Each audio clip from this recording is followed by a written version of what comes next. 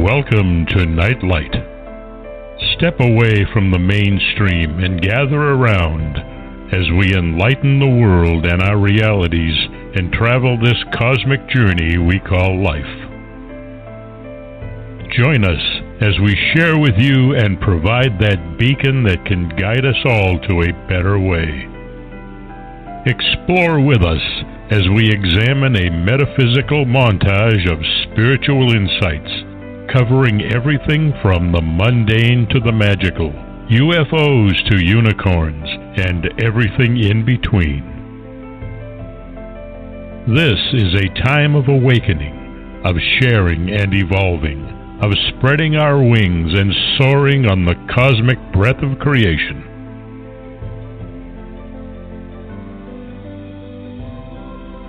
Come and join with other light-minded spirits as we weave our lights together to seek understanding, enlightenment, and, with a little luck, some wisdom.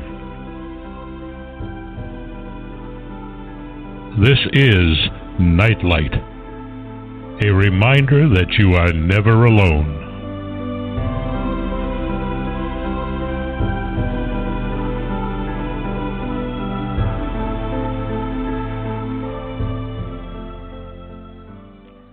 Welcome to Nightlight, everybody. So glad you could join us. We have an interesting show tonight, but first I want to thank Ken Quiethawk for that amazing intro. Please seek him out on the internet. Just Google Native Storytellers, and you will find him most probably at the top of the list. He is an amazing man. His journey is phenomenal, and the stories that he tells not only entertain but enlighten and give you another look at a different way of preserving cosmology and history.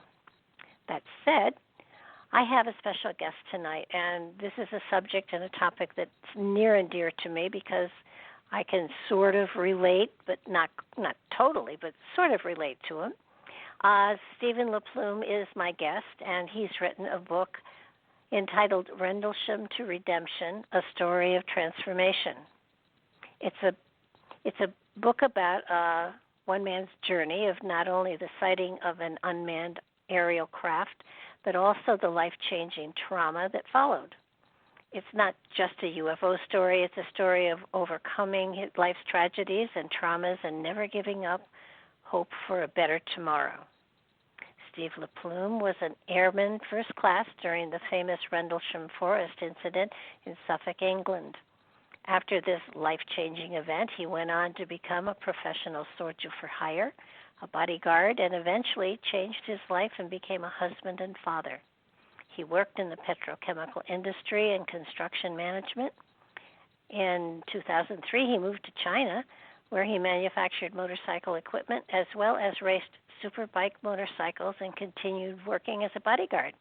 He's back in the U.S. now. And I'm so glad he's with us tonight because it's always a joy to talk to somebody else who has been through the same type of experience that I went through a long time ago as well. He went through his experience 40 years ago. Mine was 55. And sighting a UFO changes somebody. It isn't just the shock of seeing something that you can't explain.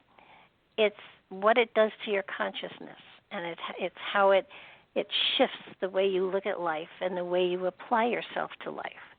And his book is an amazing chronicle of his journey. It sends everyone who sees a UFO, it sends them on a journey of seeking, and everybody seeks differently.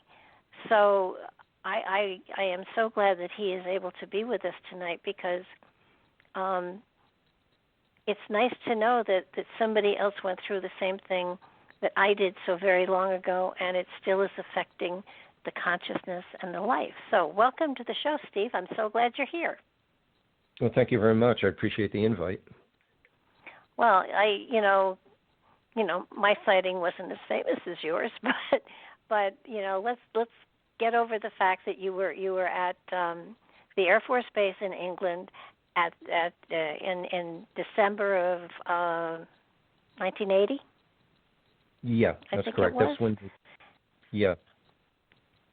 And I'm sorry. No, that's okay. Everybody has sort of heard the story of Rendlesham Forest incident. You were actually there. So just if you can, tell us what you saw first off, and then what your reaction to was after you saw it. Okay, but first I need to clear up that I was not at the sighting in December of 1980. Okay. I was on base at that time, and I was aware of what was going on. And my actual sighting was January, right around the 28th of 1981. So it was about a month after the big RFI incident. Okay. So, all right. So, and when that incident happened, it got swept under the rug so quick. It was just, all we heard was a couple of guys got chased by a UFO, and we really didn't hear much more than that. You know, like I said, it was just hushed up real quick, and that was that. So a month later, I didn't really have a clue as to what we now know what happened during those couple of nights. Again, all I heard was these three guys got chased out in the forest by a UFO. Yeah, okay, whatever. You know, it's just all right. You know. So, but a month later, I was out there at the East Gate, and I was there with my partner, and he was actually my supervisor, and we witnessed a craft in the sky. We were just checking the back gate to make sure it was secure, and we saw, you know, it just looked like a satellite in the sky. You know, if you've ever seen a satellite moving along, it's just a bright light. But then it started doing some really weird gyrations up and down, kind of like a heartbeat monitor is the only way I can describe it. And it was way up in the sky. I mean, it was, like I said, it was satellite distance. It was nothing you could discern what it was other than a ball of light. And but what it was doing was crazy. I mean, there's no craft I've ever seen that could do something like that. So we called it in eventually, and boy, all hell broke loose. We had officers everywhere coming out and questioning us what was going on. They went out into the forest, which really confused me because I didn't understand why they were going out into the forest. Because our last sighting was, it was over the forest, but I mean, it was at, 30, 40,000 feet. I don't know, it was way up in the sky. So, again, not knowing what happened those other nights, it was confusing as to why they would have just gotten a car and gone out to the forest. But they came back about 30, 40 minutes later, said they didn't see anything, and they posted me on that gate the rest of the night. And officially, that was the end of my sighting.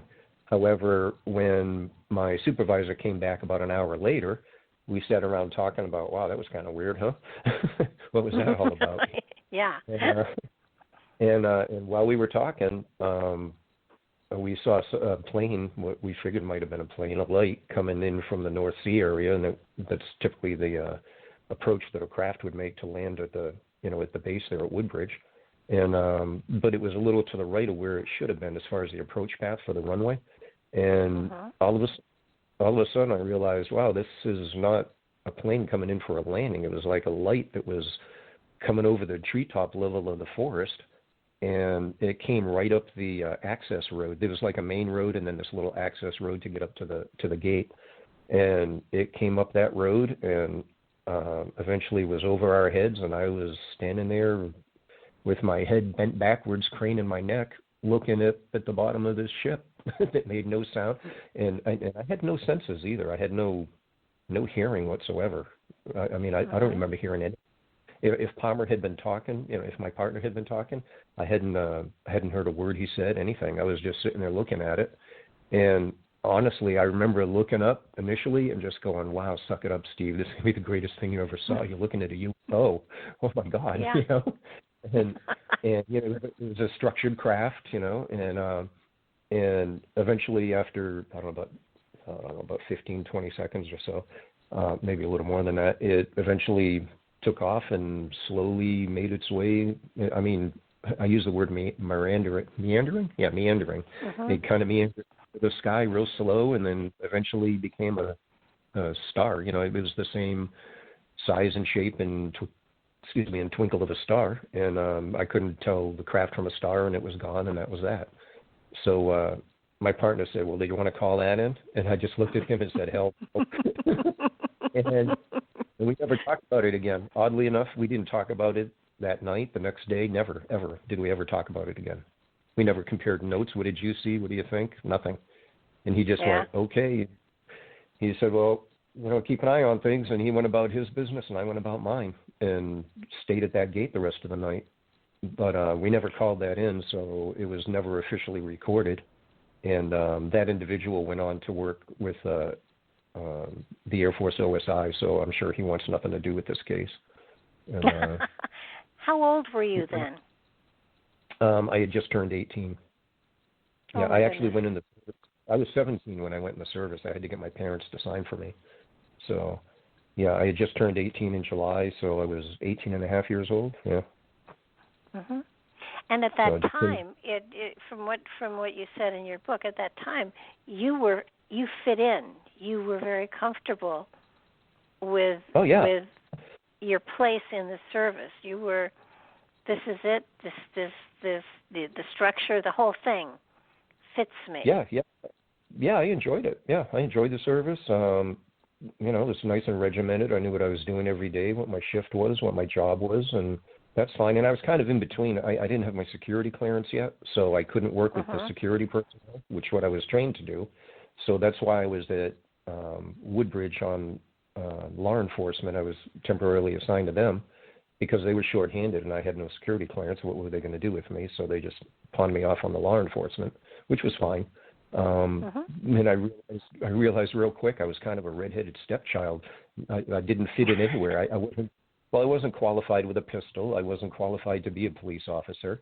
So all I was really relegated to doing was giving people bathroom breaks and chow hall breaks and, working the worst gates. And, but I didn't mind it because I figured sooner or later I'll get my clearance and I'll go back to working with security and everything will be fine, And, I very comfortable. The Air Force had taken care of me, given me the country I wanted that I requested.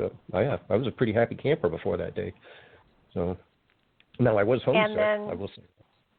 And so then, but after this incident, there was a change in you. And that's something that happens to most people.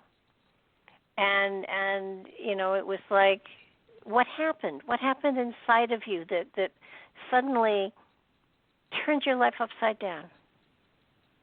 Well, I guess it just busted my belief system, right off the bat. I mean, I grew up a strict Catholic boy, went to church a little bit, and right up until the time I went into the service, I was going to church. And then I was kind of like, wow, well, church never mentioned anything about this. My parents never did. The Air Force says they don't exist. What's going on here, So I felt a little betrayed in that respect, It was like, wow, has everybody been lying to me my whole life? What's going on, But then it seemed like slowly it kind of crept into my consciousness. Wow, nothing really matters anymore. Everything's fake.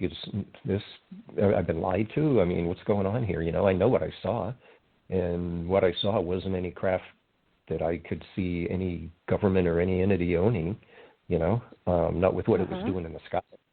So I just kind of slowly gave it a screw the world attitude, and I just kind of went down a real dark path at that point in my life. I came back to the U.S., couldn't really get a good job. I was working gas stations and this and that, and just, my life was kind of a mess. I was partying a lot.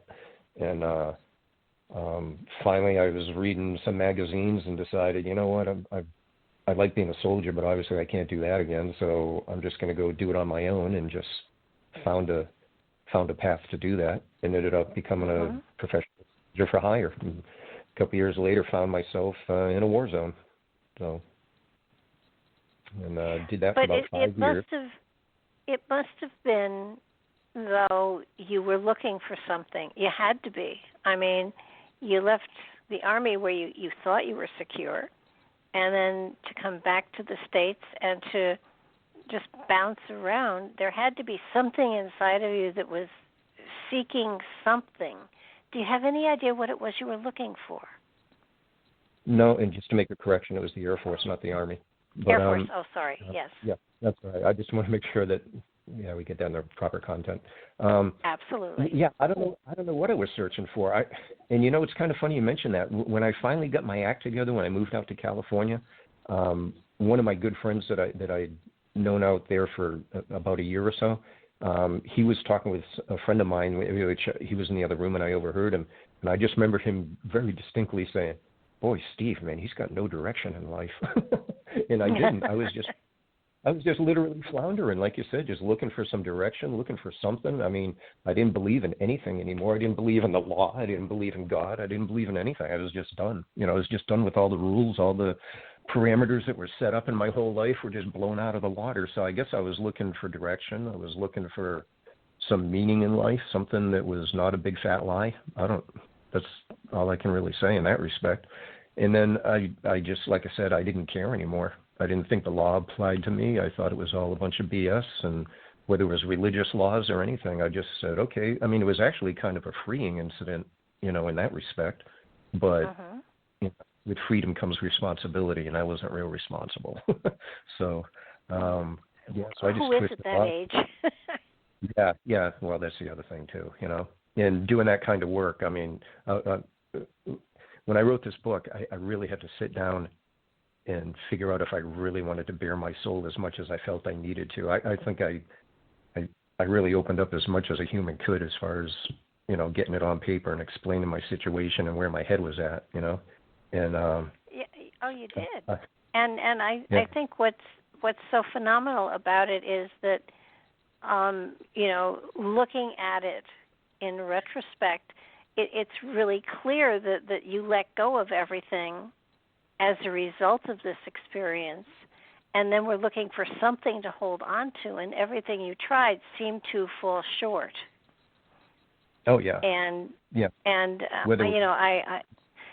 you were trained for a certain type of work, and that's what you tried to follow. And I mean, you went pillar to post here. You went all over the place, and I don't know. It's really a shame there couldn't have been some sort of counseling for you, but I don't think there is any any place people can go who have seen a UFO and help me figure out what this has done to my life, because suddenly everything is different, and I need to find something to hold on to or something to go towards, because everything else seems so superficial. Yeah, and it was pretty much the effect of, okay, does everybody think I'm lying or crazy? Because everybody's still saying that this isn't true or real and existing, but I know I saw something, and everything that was going on at the base at the time, and people were getting kicked out and reassigned, and I mean, after my incident, I started noticing more and more what was going on, and I talked to a few of the other people that were involved in the incident, and I was, especially when I talked with Larry Warren, I think that's chapter 6 of my book, just listening to his story, and I was like, what do you mean we're getting abducted and getting hit with sodium pentothal and all this? What are you talking about, man? So, so I devised a plan to get out of the service, which I had to get out of my contract, which I couldn't. So I literally staged a fake suicide attempt, cut my stomach open, and got out that way on a psych charge. So, which trashed my military career, so I knew I could never go back in the service after that. But at the time, I honestly feared for my well-being, because I was getting tailed by some people, and I confronted them. And at that point, I was just like, okay, I don't know what I get into here, but this is not good, and I need to get out of here. I need to bail now. So I did. And considering your age, I think anybody else would have done the same thing, considering your age at the time, and you weren't even on U.S. soil, so that it definitely kind of want to go home. Well, I'll tell you, if I was on U.S. soil, I'd have gone AWOL. I'd have left. I'd have gone underground, and they'd have never seen me again. I mean, honestly, I just couldn't figure out how to get off the base and get back home. I had no money, no passport, no nothing. So, yeah, they had me. But that's a common thing for people that have seen, for a lot of people who have seen UFOs. It's first I want to go home, and then it's like, okay, what does this mean to me? What and Mm-hmm. you treated it defensively, and it feels to me as though you were fighting a change that went on inside of you, and you chose a way where you could fight in reality. Yeah, pretty much. To sort of mirror the fight that was going on inside of you. Yeah, the external versus internal struggle, but yeah, they kind of mirrored each other. Yeah. And it's I think on top of everything else, anybody who admits to having seen a UFO, and especially 20 years ago, 30 years ago, 40 years ago, most people. I mean, I was in college, and the kind of stuff I got was, well, how much did you have to drink that night? And sure you did, and you have an incident that it was so real in your life, and nobody really believes you. Yeah. Yep. And so there is that element of it's you against the world. Yeah, and there was also a lot of shame involved, believe it or not, because Why? Well, I had uncles that were in World War II that landed on Normandy, and they were in Bastogne, and highly decorated soldiers. My father got the Meritorious Service Award for being in World War II and Vietnam and Korea and all that, and here I am. I can't even make a full year in the service. I felt pretty bad about myself when I came back. So I jumped into drugs in a bottle for a good solid year when I got back. Like I said, I'm trying to be as honest as I can. I mean, it's in the past, so it doesn't matter. It's 40 years ago, but I mean, I can admit it. But when I went to write this book, like I said, I had to do a lot of soul searching and go, all right, I'm going to put it out there, and the world's going to know exactly what you are. So, I mean, that took a few weeks to actually sit down. And, I'm not a big partier now, but I took a couple of weeks and I said, okay, on this certain day I'm going to start writing, and it was 3 weeks from the day I had decided, okay, I'm going to start writing here, and I had 3 weeks of crawling in a bottle and smoking a lot of pot and trying to get my head wrapped around what I was going to do and if I really wanted to do it. And I don't even drink or do drugs anymore, but I did for 3 weeks just to kind of, I don't know, mellow my brain out because it was flying in 100 different directions, So, it's a hard. It's a hard thing to put that kind of information out there, not knowing what the reception is going to be. Yeah. I mean, that's a very brave thing that you did. Well, thank you. I appreciate that.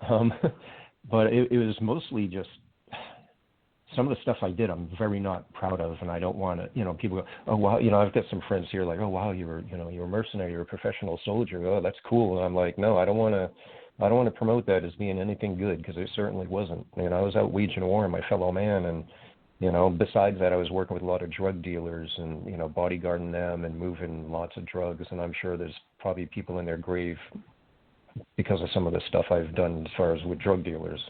I mean, besides war's one thing, going out and shooting and get shot at, at least that's more even keel, I think. But, destroying people's lives through drugs, which just, I guess that all comes around because during this big opioid epidemic, I lost a lot of friends.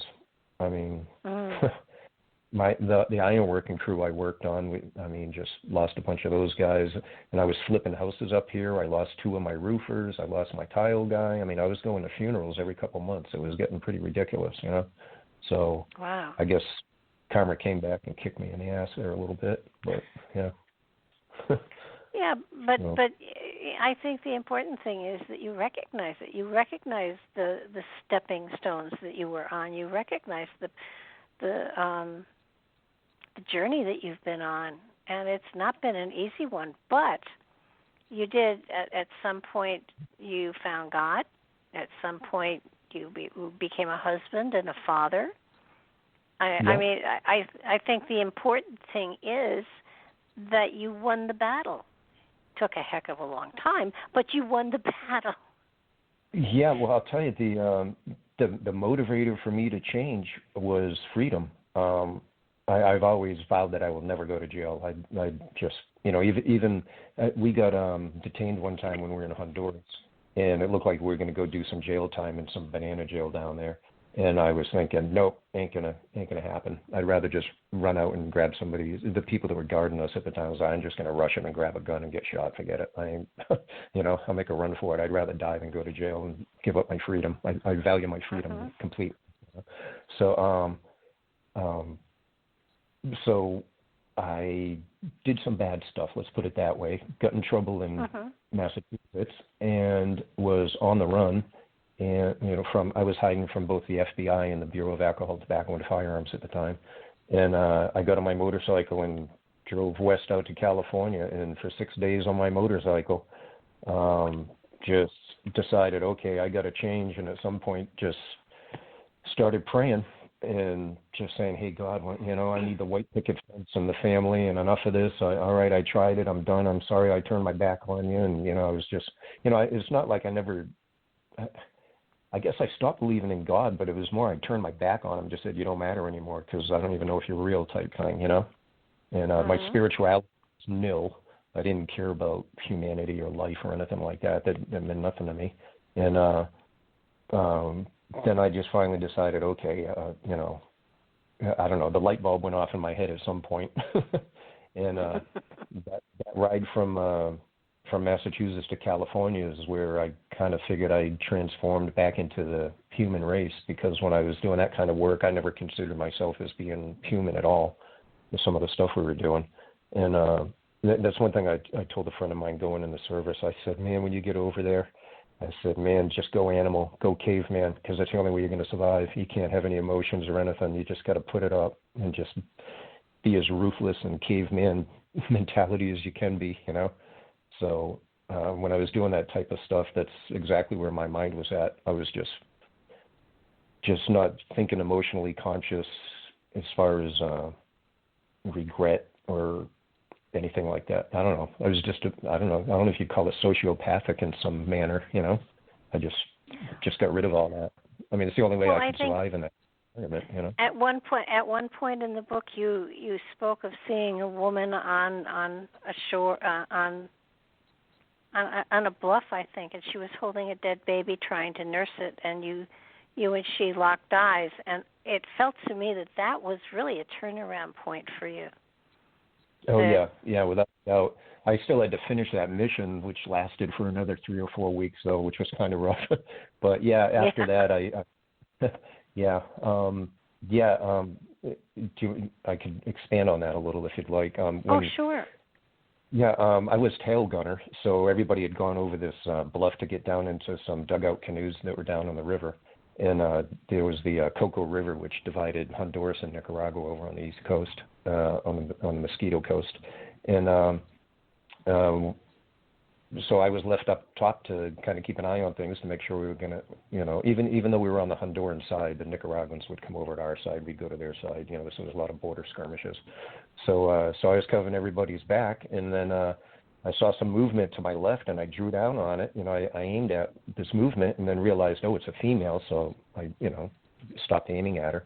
And but then I saw her with her baby in her arms, and I was like, oh, God, she's over there nursing her baby. Man, that's embarrassing. I didn't mean to do that, And then we locked eyes, and then I just before we locked eyes, I realized that the baby she was trying to suckle was gray, and the arms were just, like, flopping around, and the legs, and I can't get that image out of my head. But and then we locked eyes, and man, this girl's eyes reached down into my soul and just ripped a chunk out.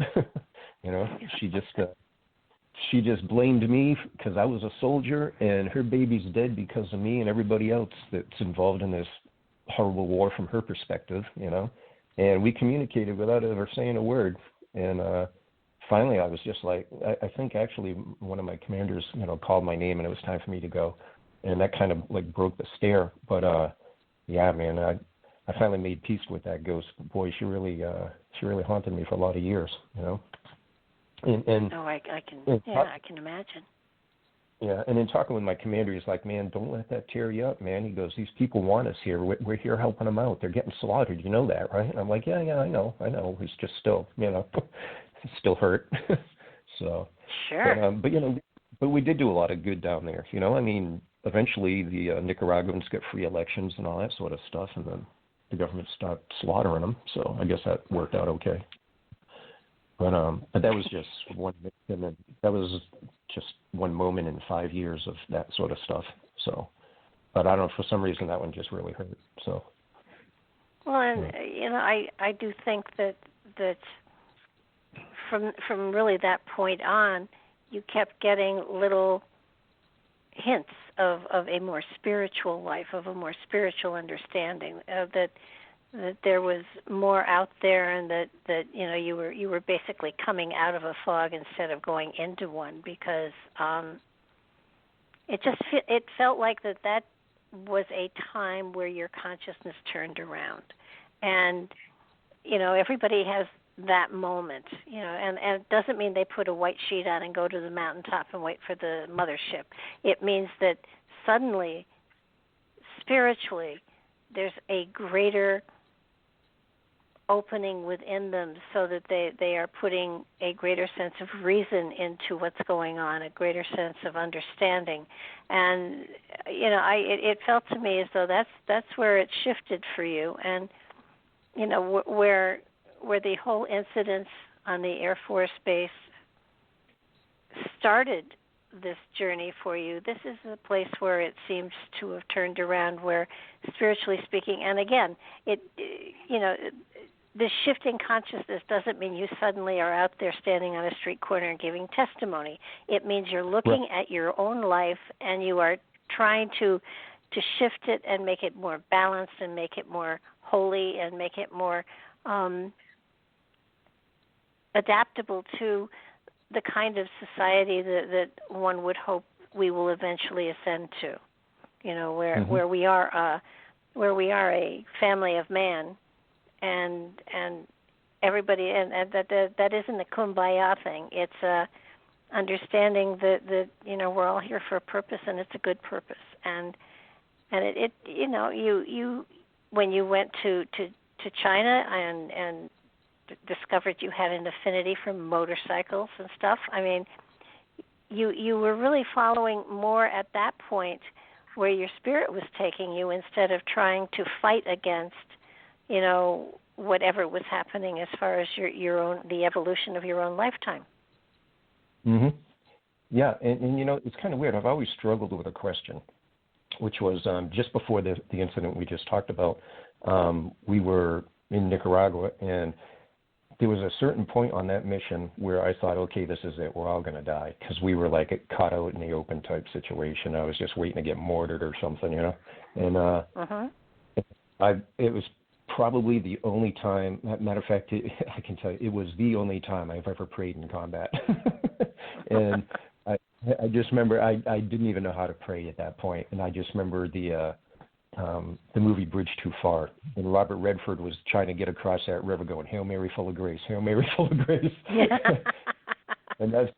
and that's what I just fell back on. I was just going through this open area going, man, if we can just make it to this cover, we'll be okay. And I just remember thinking in my head, Hail Mary, full of grace, Hail Mary, full of grace, get me out of this, And then, but while I was praying, doing that, and we were still pretty far away from being safe, I had this feeling of calm come over me all of a sudden, and it was like, I don't want to say a voice in my head, but I had this overwhelming feeling that I want to say spoke to me, but it wasn't spoken. I don't know how else to describe it, but I had this feeling of calm come over me, and it was as if somebody was saying, don't worry, it's okay, you're supposed to be here, you'll make it through. You're here for a reason. And I never worried about dying after that at all on any mission ever. I even when I was racing, I never worried about crashing and dying. I got hurt a lot crashing, but yeah, I'm not afraid of death or anything anymore. I mean, I've had a couple accidents where I really smashed myself pretty bad and thought I was going to die then, but I wasn't fearful. I wasn't fearful of it at all. I mean, even right now, if I knew I was dying, I'd probably be upset because I won't see my grandkids or anything because I don't have any yet. But it's not like but it's not like I'd be afraid to die, because I actually think that there's something on the other side. So, hopefully I've tipped the scales from evil to good, where So. Well, it feels like you have a knowingness. And, yeah, I was going to say I'm definitely more spiritually aware. That's for sure. Yeah. Yeah. Yep. And I think all of us who have been through this kind of a situation. Certainly, I didn't go through anything like you've been through, but there is that element of a struggle and a trying to find a purpose and trying to understand why. Why me? Why you? Yeah. It's kind of like big world. Why? What made me different? And it feels like, and I don't know what the answer is. I'd love to know what the answer is, but it's almost as though you were given a gift and you fought it for a while, and then you surrendered to it, and then your life started to change. And it doesn't mean that you didn't still struggle, because of course you do. I mean, that's what we're here for. We're here to overcome whatever is put in our way. But I think your story is so profound because you took it to such extremes, and you still came out to where you are now, which is such an amazing story. Yeah, I look back at that and just wonder why I'm still here, because there's a lot of times I really don't think I should have been. I mean, I've been shot and stabbed, and I don't know, and they've all been not very critical wounds. Where I don't know. I guess you just call that luck. I don't know how else you'd reason it. I don't. When you get in a firefight and stuff, bullets are flying. An inch to the right or the left could kill you or save your life. I mean, it's just all so random, So. I don't know. I think seeing something like you saw that shook you to your very core opened you up to the potential of something even more. And And did you have to struggle through really tough times and really be confronted with yourself? You may have been fighting with yourself internally. I don't think a lot of the stuff you did was, oh, come on, it was tough stuff. But you were also fighting with yourself internally about what direction are you going to go, and ultimately you went in a spiritual direction. And I truly believe that's what happens to anybody that goes through this kind of experience, that while there's a doubting and while there's an anger, why me? Mm-hmm. Why won't people listen to me? Why won't people believe me? Oh my God, and some of the I'm not worthiness too, but those are all big battles because they're not external with bullets; they're internal with fear and doubt and all sorts of stuff. So those are harder battles for sure. Yeah, and you're right. I can take it to. Oh, I'm sorry. Go ahead. I didn't mean to interrupt you. No, go ahead. No, it's your interview. I was going to say. I didn't want to break your train of thought there. What I was going to say is, my struggle took me down a certain path, and I took it to an extreme, but that was my own decision. Everything I did was my own doing. I can't blame anybody for anything that happened because it was my own decisions. I'm a grown man here, and I made decisions, right or wrong, good or bad. I made them, so I got to live with that. But I think some people may crawl into a bottle or do drugs or fall into depression maybe or this and that, but I think that's like the initial shock of it, and then it's what you do with that. Do you pull yourself out? Do you keep going further down that rabbit hole into depression or whatever state of mind you're in? But it definitely changes you. I can't see. Everybody I know that was involved with that incident, it changed their life profoundly in one way or another, whether good, bad, or indifferent. I don't know anybody that came out of that the same way they went into it. So, if you look at Larry Warren, look at Jim Peniston and all these guys. They've all had some serious struggles in their life. Absolutely. So, But that's the thing. That's what makes you so unique. and anybody who has this kind of experience, almost everyone goes through this kind of a challenge and a battle and a wrestling, because all of a sudden everything that you believed in, everything that you thought was carved in stone, turns to dust. And you are forced to look for something else inside of you to build your life back up on. Mhm. Yeah, very true. And everyone, we're all different, so we all do it, in different ways. And at this point of time in my life, mine was like 55 years ago. Yours was only 40 years ago. You do get to a point where there is a sense of unbelievable knowingness and peace. And does that mean you're not struggling still? Hell no. But it means that you have a different foundation that you're working from. So in a way, as painful as it was and as long as it took you, it was a gift. Yeah. I talked with Paula Harris, the one that did my forward, and we had talked about that of, hey, you can look at it. I've always been a big proponent of life as a matter of perspective and how you look at things, through my 40 years. Through my 40 years of growth since then, but yeah, I look at it. I mean, do you look at it in a negative way, a positive way? And I got to thank Paula for that, because she's like, hey, Steve, this might have been a big negative at the time, but look where you're at and how it changed you. And did it change you into a better person, a worse person? What kind of person would you have been if you didn't see it versus what you are now? And I'm real happy with where I am right now. I got 2 great kids, and as far as my spiritual consciousness and stuff like that, I mean, my mom says I'm helpful to a point, to a fault. To a fault, I'm sorry. She says I'm helpful to a fault, because I'll give somebody the shirt off my back if they're cold, and not even think twice about it. I told my mom, I hope when I die I'm penniless, and I hope I've given all my money away and helped other people, because I can't take away there. What good is it? I actually, from going to a person whose God was dead presidents and green paper. I mean, that used to be my life. That's all I wanted was money, money, money. I mean, it's a very mercenary mentality. I can't stand money right at this point in my life. You get up money to live and all, but that's all I care about is pay the bills, and that's it. I mean, I don't care about ever getting rich or that. I'm just so opposite of that at this point, And I just generally, try to help people out and be a good person, and try to keep my my spirit on a good scale. Well, considering where you came from, I mean, your childhood and all of that, if it hadn't been for this incident, heaven knows where you might have ended up. But I would bet money you would not be the person you are today. Oh no! Because no, I know it. I wouldn't have been.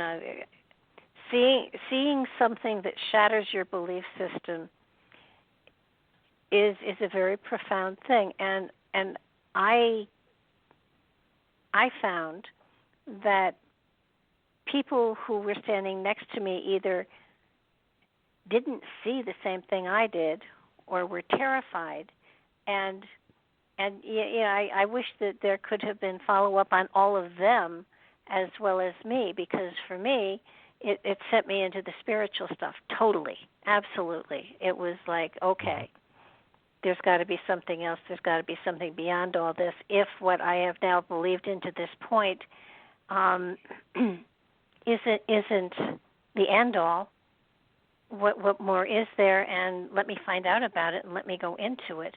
And you are such a great example of how terrifying it can be, and how brave you were to have fought your way through it, both physically and emotionally, and come out to where you are today. That's an amazing journey. Well, I'll tell you, the hardest part of that journey is the loneliness of it all. Because I don't know how anybody else felt, but I know I felt like, even though there were other people that were involved in stuff, I felt like I was on my own path, and I don't know. It was just like so lonely. It was like, does everybody else feel the same way I do? Are they going through this? I mean, is everybody else confused? I mean, it was kind of like I see everybody else that was involved with this, and they seem like they're carrying on okay. I know now that they weren't, but at the time, everybody's got their two sides. The side they show in public, and then their internal side. And I was looking at everybody else, going, "Oh, everybody else seems like they're doing okay. How come I'm having so much trouble with this?" Starting to question my own sanity at some point there. It's like, and then again, your own family members.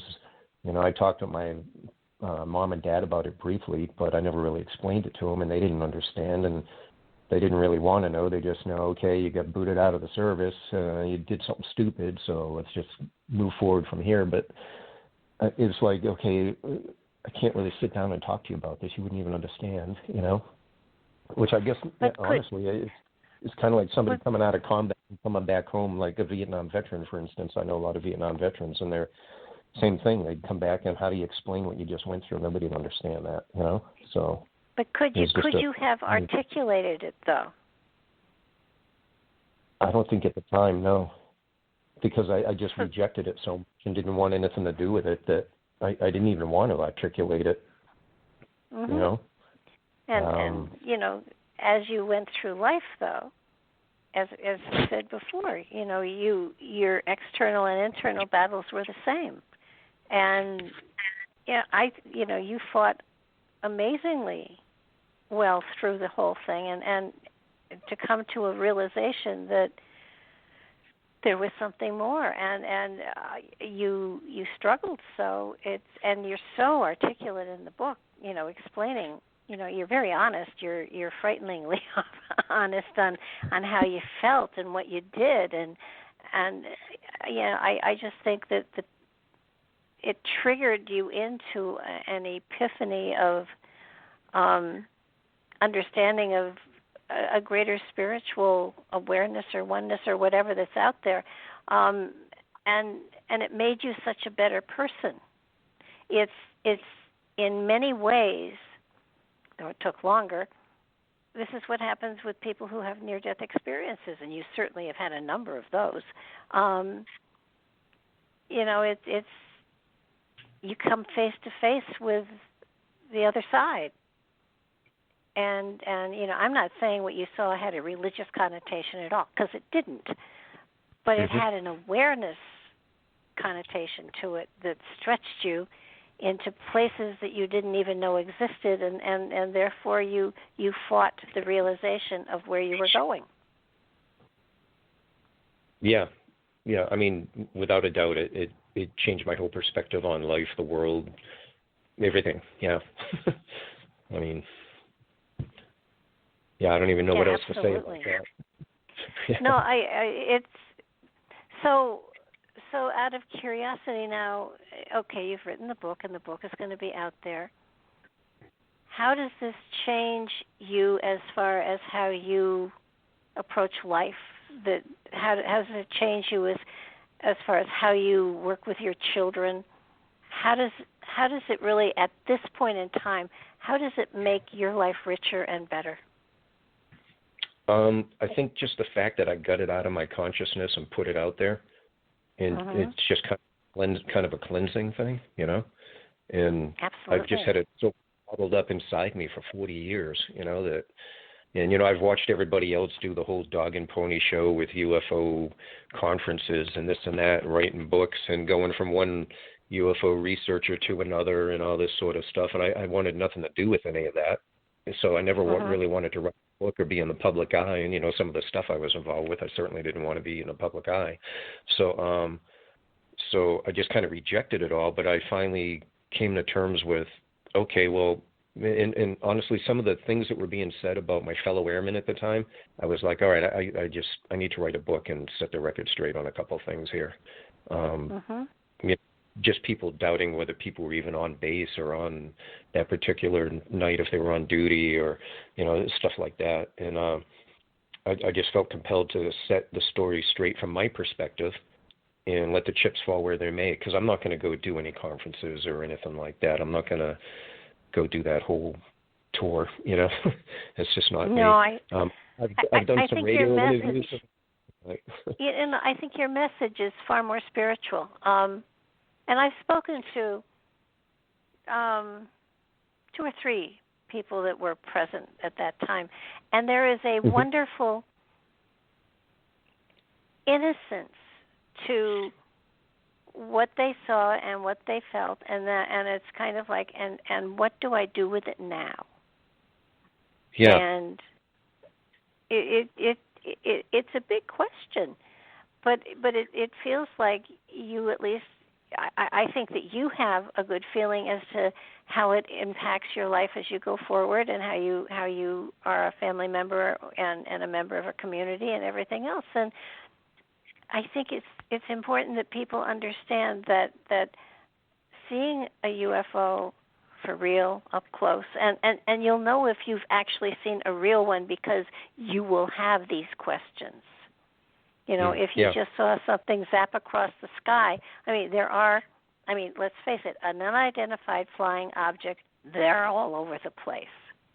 But something that has a uniqueness to it that is even greater than that, you know, whether it's a flying saucer or whatever it is, if you come up that close to it, if you are stretching your neck and looking up, then you're really seeing something that is not of this world. Yeah. And when you it was see something that, if you've seen something that is not of this world, then everything comes crashing down. And actually, I think everybody that writes a book that actually witnessed a UFO, they would probably want to title. They would probably want to title it "Now What?" Because I think that's just the feeling you have is, okay, now what do I do with this? You know, what just happened here, and what do I do now? I mean, it's exactly. Like the first thing in your head, you know, what just happened here? So we can joke about it now, but at the time you can't. You know. Oh my goodness, and I think it's funny because a lot of people who have had that kind of experience want to talk about it, because if you can talk it out, you can maybe deal with it a little better. And yet, the reception you get when you talk is not what you'd like. Oh yeah, the tinfoil hat. Yeah, here's your tinfoil hat, Steve. Yeah, UFOs, okay, whatever. That's why I just shut up about it. You know, the first time I tried talking to somebody, I was just like, okay, whatever, never mind. You know, because people looking at you like, okay, whatever. Yeah, you got out on what kind of charge there? A little kooky charge, or you know, people start doubting your sanity and stuff. So I mean, no, because you shut down. But you know, I wish there was actually an organization, or you know, like nationwide or even worldwide, where like maybe MUFON could have a sub-chapter of, hey, if you saw a UFO, call in and we got counselors that can talk to you or something about it, because there's no place for anybody to go. Where do you go and say, hey, I saw a UFO, what do I do about it? People just, again, look at you like you're a nut. So, you know, it'd be nice if there was some sort of organization or some vehicle where people could say, hey, I just saw this. I'm really struggling with, you know, what do I do now, you know? You know, Gosh, maybe call it the Now What Society, you know? Well, you know, you're still old enough that you could form something like that. Yeah, I probably could, except I got a little different path going on in my life here. I'm kind of going off grid here in a little bit, and like getting off the internet. I mean, I've got like solar panels and stuff, and I'm literally getting off the grid. I don't even know. I haven't even owned a TV in 5 years. I mean, what you suggested is a great question, and I hope somebody picks up on it, because it is an area where there is such inner conflict that goes on inside of one when you've had this kind of experience. A lot of people do different things with it. Lynn Katai has done an amazing thing with her Phoenix Lights material and her experiences, and it changed her life amazingly. And, you know, you more and more and more you're seeing people that have had this experience and have gone to, and they don't call it spiritual or religious, but they get out there with the material in a way that people can say, wow, and where did it take you? And I like where you are now. How do I get there? If I, don't happen to see a UFO, how can I get to where you are? And again, it's a dialogue that's important that it take place. And you might be, some sort of support system someplace, but I do believe that you will find that people are looking for exactly what you just talked about, and it sounds like it's a phenomenal thing to start, and it has to be organized by people that have gone through an experience like you have in order to have the greatest validity, because otherwise you'll get a whole bunch of people that saw something streak across the sky, and it could have been a weather balloon, it could have been any number of things. I mean, people that in 47 saw the crash that took place out in New Mexico. I mean, what happened to them? And if you talk to any of them, you'll find that they went through the same sort of experience. This is something very real. And that's the part that I think people need to understand is, hey, the other people went through this and they're struggling the same way you are, So absolutely. Yeah. Yep. I mean, your way of finding wholeness and everything is very different than mine was or than anybody else's, so that the journey is individual, but being supported in your journey, wherever it takes you, is important. And for people to not ridicule and not tease, it makes it all the harder. And you're right. There is a loneliness that is involved here that is profound. It echoes. Yep. And that's, I was going to say that's why I had so much respect for Bud Hopkins, because he was at least talking to people and about their experiences. He dealt with more like abductees, but at least he was out there talking to them and trying to help them out, and move in that direction at least. I think he helped a lot of people out, honestly. Oh yeah. So well, we are. Yeah, no, it's what you've put out there is a wonderful story, and people should pay attention to it and understand that your battles were internal and external, that you did find a light at the end of the tunnel, so to speak, and that you're continuing to follow it, wherever it takes you. But your perspective is different, and you're a different person, and probably a much better person than you would have been had you not seen it. Yeah, I guess in the long run, yeah, I could see that. But I think mostly, I don't know. I guess if I had to say anything, I kind of wrapped it up in my book that way too. Is just trying to be inspirational towards people. Hey, this happened, but it doesn't have to ruin you, and you can use it as a vehicle. Again, perspective. Use it as a vehicle to open up your consciousness a little bit and explore a little more of what's going on out there in the world. And I don't know, start your journey. Yeah. Well, our time is up, but I would like very much if, down the line, a year, 2, 3, whatever, I would love to get you back on and just see where you are and what's going on in your life, if that's okay with you. Sure. It might be a little hard to contact, but... Oh, you'd be surprised. I'll always have an email address, and you have that, so you can always get in touch with me there. I will. I want to thank you so much. I know this is material that's tough to share, and you've done it beautifully in your book, and I thank you so much for coming on Nightlight and talking to me about everything. So I appreciate very much your taking your time to share with us.